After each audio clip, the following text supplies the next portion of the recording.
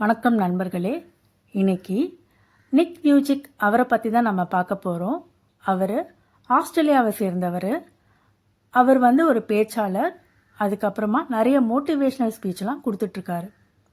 அவரை பற்றி இப்போ நம்ம கொஞ்சம் பார்ப்போம். அவர் பிறக்கும்போதே அமேலியா அப்படின்ற நோயால் பிறந்தார். அந்த நோயோட தாக்கம் எப்படி இருக்குன்னா, பிறக்கும்போதே அவருக்கு கை கால் கிடையாது. ஆரம்பத்தில் அவங்க அப்பா அம்மா கூட அவரை சேர்த்துக்கவே இல்லை.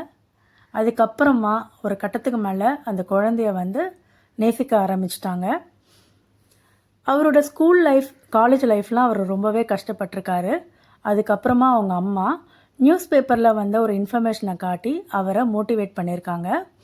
அந்த நியூஸை படித்ததுக்கப்புறமா அவருமே நிறையவே மோட்டிவேட் ஆயிட்டார். ஆரம்ப காலத்தில் அவரை தன்னோட பேச்சு திறனை வளர்த்துக்கிட்டாரு. தன்னோட 17 வயசில் லைஃப் வித்தவுட் லிம்ஸ் அப்படின்னு சொல்லிட்டு ஒரு சங்கத்தை ஸ்டார்ட் பண்ணியிருக்காரு.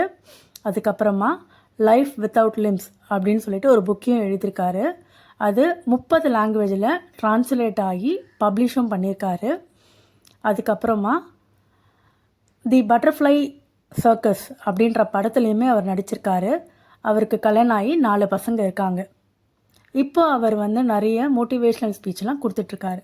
இதை நான் ஏன் சொல்ல வரேன் அப்படின்னா, யாரையுமே நம்ம குறைச்சி எடை போடக்கூடாது. எல்லாருக்கிட்டுமே கண்டிப்பாக ஒரு திறமை இருக்கும். அந்த திறமை என்னவோ அதை வளர்த்துக்கோங்க. கண்டிப்பாக எல்லாராலேயுமே ஒரு நல்ல பொசிஷனுக்கு வர முடியும். மீண்டும் நாளை பார்ப்போம்.